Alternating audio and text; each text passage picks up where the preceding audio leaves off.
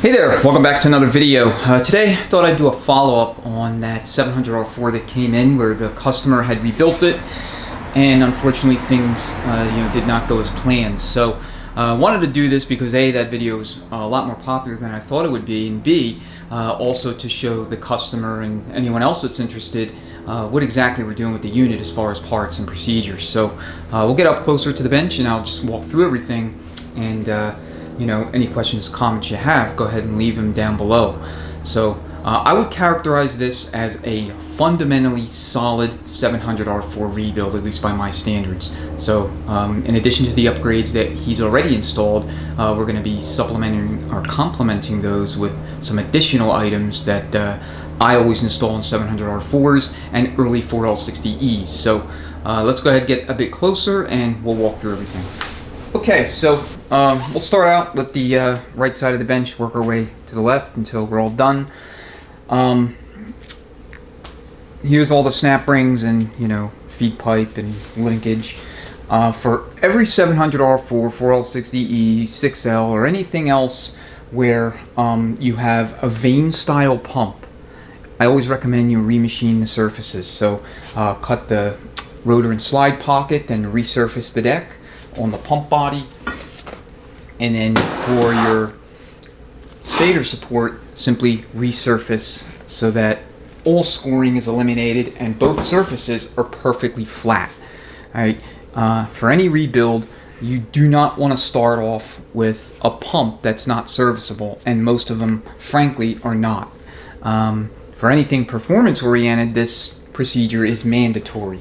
So you can either go with a reman pump, which you should always check, don't just install it, or you can reman your own pump.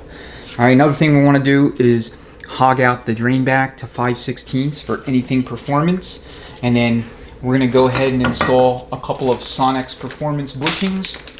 So this is going to be 7702BT01. This is going to be the rear stator bushing. So that's this position right here. So it's Teflon coated and it'll last a little bit longer. And then we're going to pair that with the Sonex 7705T pump body bushing so that you got both of those bushings in there. Now you can install either this exact same bushing or the standard 4L60E Teflon coated bushing into the rear position in the reverse input drum. So again, you get a little less friction and just a little bit better of a mesh, if you will, between those parts using those performance bushings. Okay, rotor and slide, pump rings, and then we have a new set of vanes. They're back there somewhere, I don't know where, and all the other usual pump accoutrements. All right, and then there's some hydraulic components that I'll talk about in a second as it relates to the pump. That's a little further down the bench. Okay. The standard scarf cut Teflon sealing rings for the stator, they come in all the kits, but I prefer to use the one-piece Teflon sealing rings that require sizing simply because I think they're a little bit easier to work with, and believe it or not, assuming you have the sizing tool, you're less likely to break them on installation than these. These like to just kind of protrude out, and I've broken more than my fair share. And if you watch the teardown video of this transmission, I'm still not 100% sure if that was me breaking that one sealing ring or if that happened on installation, but just to mitigate the risk, I would recommend the one-piece rings if you have the sizing tool. And the sizing tool in question can be purchased on eBay or pretty much anywhere transmission supplies and tools are sold, and this is what it looks like. And if you watch my other videos, rebuild for 4L60E 700R4, you've seen these, that tool already. Okay, we're going to do a Transgo Junior shift kit. I always like to install, at minimum, an SK700 Junior in these, and I usually modify it. So all the requisite parts out of that kit have been installed in the valve body. The valve body is all done, and then we also reinstalled the Sonex sleeve and plunger kit with the spring that came with the unit originally that the customer had installed as part of the Sonex performance pack for these units. I've been installing these in all my 700R4s, I would say, for the last year and a half now. If you have a worn sleeve and plunger, then what that'll look like when you do your line pressure test is you'll have basically perfect readings across the board at idle, but when you go to do the test at stall, you'll have little to no line rise. So little to no line rise is either bad cable adjustment, sometimes geometry, but it's more often adjustment, or if the cable's adjusted correctly, which is usually the case in these scenarios, it's this thing here. So it's usually wear between the sleeve and the plunger itself, not so much the sleeve body and the casting. Okay, we have a governor. I have to put the governor gear on, so we'll go ahead and do that. I actually don't have the gear. It's something I have to go pick up later. And then as far as what we have back here, this is the standard bushing kit for 700Rs and 4L60Es. They use the exact same bushing kit. And then we have the Transgo 700P plate that came in with the unit. And we're going to drill out the holes a little bit stouter than what they were initially. Okay, Transgo's feed recommendations for what they are referring to as like high performance or race are very conservative, just to be aware. So we're going to expand the 2-3 feed to 120 thou, and same with the third exhaust.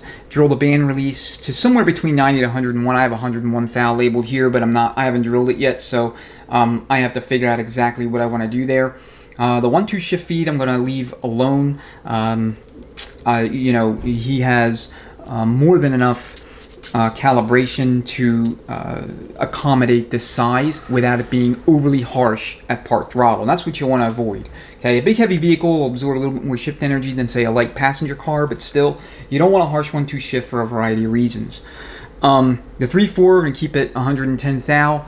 We're going to install pinless accumulator pistons in both the 1-2 and the 3-4 accumulator position, and a standard brand new large hole accumulator piston in the forward accumulator position, and that's in the auxiliary valve body. Alright, moving on down the line, we have all of our bearings, including this large bearing. This is going to go to a new reaction shaft, or well, not new, but it's going to be a 2003 and up 4L60E reaction shaft. So between that and the smart shell and the bearing that you know, rests on the back side of it, will fully rollerize the middle of the case. So again, it's a good upgrade and it's not that expensive. Alright, so we have pump vanes. These are his vanes. I'm going to look at these. If I can reuse them, I will. If not, I'll just pull a new package out.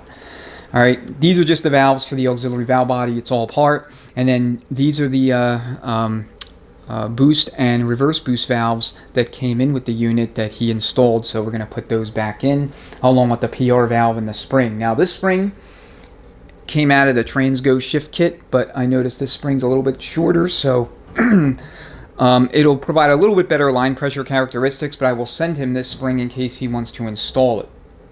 The other thing I still have to do is grind this land all the way down, so we have full-time line to lube.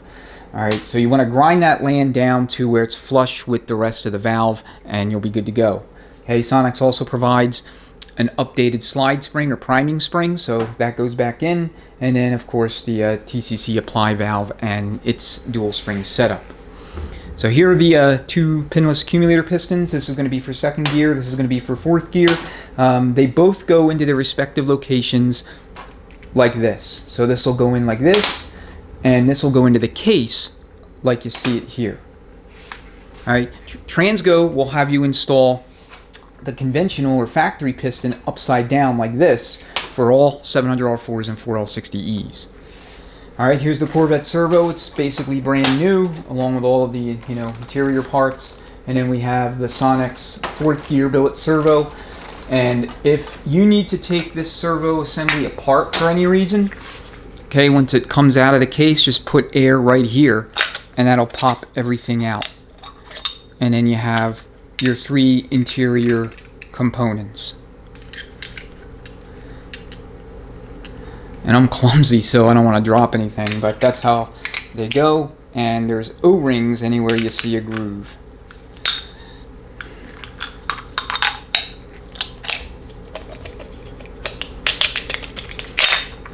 Alright, and then you have your washer, and then this washer will actually face the snap ring on the end of the applied pin. So, alright, so Sonex makes a replacement seal kit for both their second and their fourth gear servo assemblies. So if you're overhauling a unit that had one of these to begin with and you want to replace all the O-ring seals, this is the part number that you're going to want to acquire for fourth gear, and then they have another one for second gear. All right.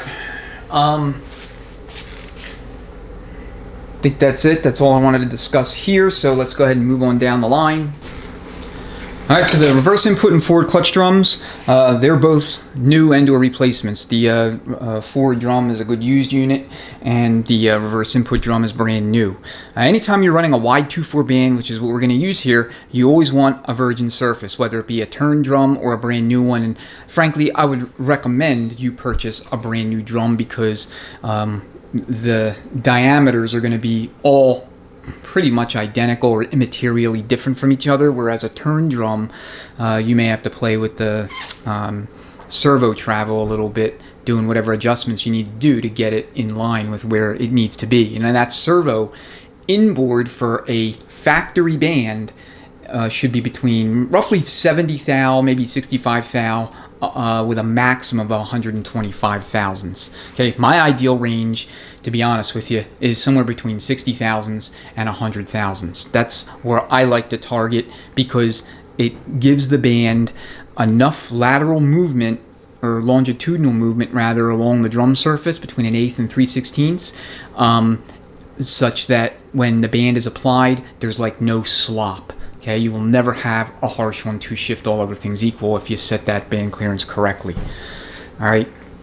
So anyway, with respect to the forward drum, I always use bonded pistons for 97 and up 4L60Es. These are the high performance blue pistons, and that must be paired with a dual retainer style return spring assembly. So the part number for this is going to be GM24206085. Okay, for your forward sprag, okay, we have the sprag gear components, and then we have a brand new sprag element itself, 29 element sprag, Borg Warner. Here is the part number. This is for 700R4s and 4L60Es. Now, older 700Rs had a 23 or 24 element sprag style clutch that liked to fail, and the early 82s, January 1st to May 2nd, I believe, they had a roller clutch style assembly for your forward sprag position. So that thing failed like left and right, and they quickly transitioned away from that to a dog bone style sprag. I have one of those. It's featured in my 700R4 4L60E forward drum deep dive video, so if you're curious about it, you can check that video out. Alright, clutch module. So we're going to run all alto high energies in this transmission. So that's going to be for your forwards,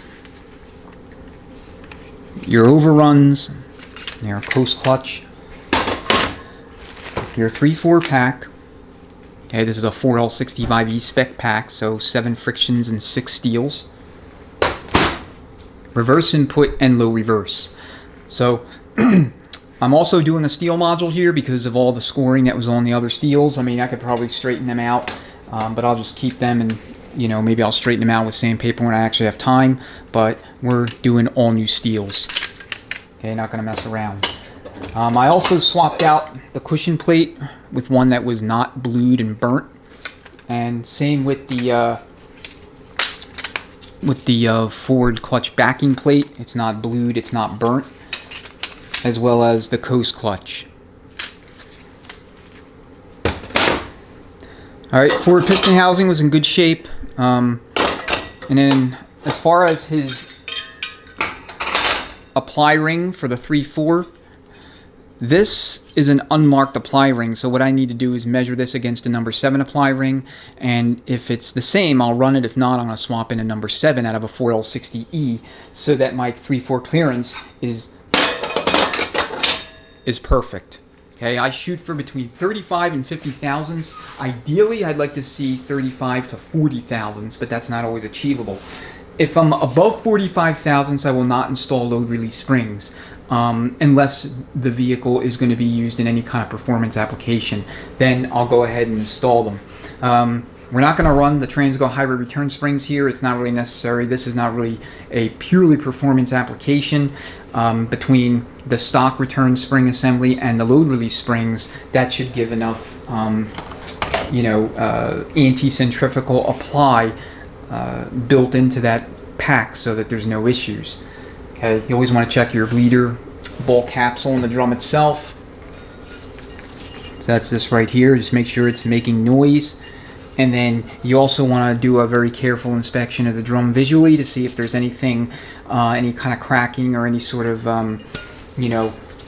damage, if you will, present. All right, so I have to assemble this and then pressure test it. And if it fails the pressure test, then I'm taking it back to the supplier and getting another one. All right, output shaft, that's what came in it. That's an advanced adapter shaft. And then here is the 03 and up reaction shaft. As you can see, it's stepped for a bearing. So let me show you the bearing installed onto the shaft. That's where it goes.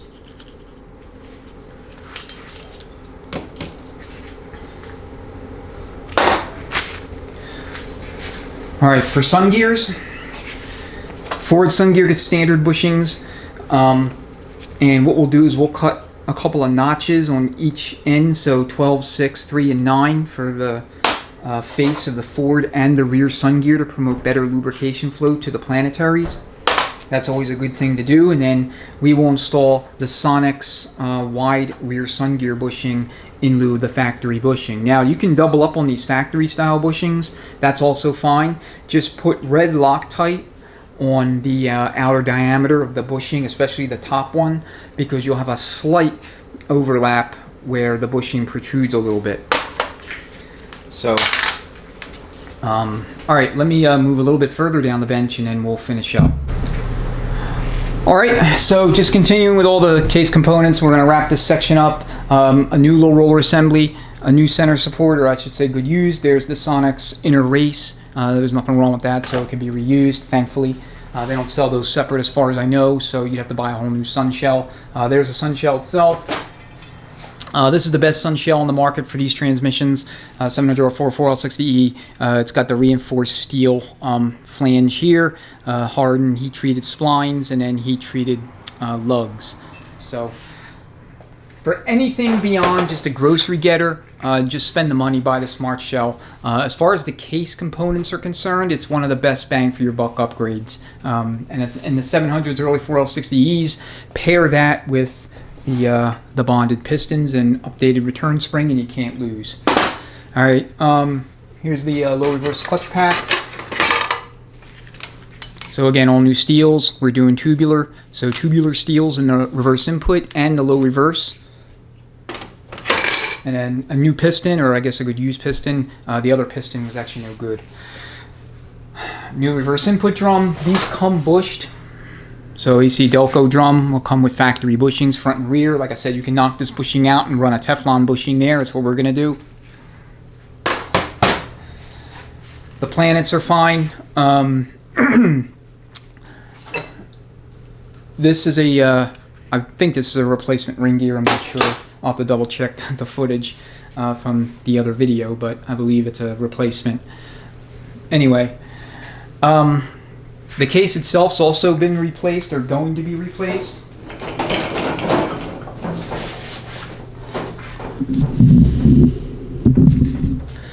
So this is another K case. All right, I literally just got done painting this thing. So I still have my masking implements on it, and I have to transfer the cooler line fittings from the other case, which is right behind you, and just finish this up. I'm gonna thoroughly triple check it before I unmask it, so that if there's any touch-up work that's needed, I can do that.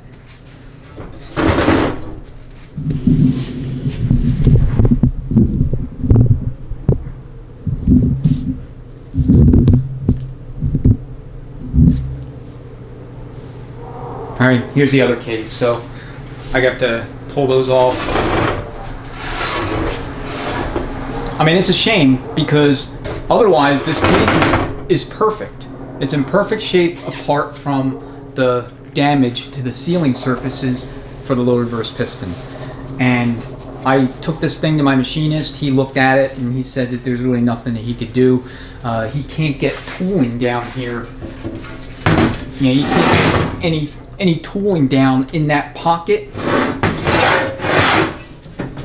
that would allow him to machine that surface and stick a repair sleeve. So he'd have to basically fabricate a tool, some sort of cutting tool that will turn the inside of that pocket, you know, that sealing surface, then fabricate a sleeve that can go in there and be pressed in, fabricate the installation tool for that, and that would allow him to save this case. But he idly talked about it, but he said it would take him about a month to 2 months to do it, and he's already backed up as it is. So it's just not tenable for what we're trying to do here. You know, the customer's not going to wait 6 months to get his transmission back, because that's probably how it would end up being, to be honest. I mean, he'd tell me 2 months. It's going to take him about 4 to 6.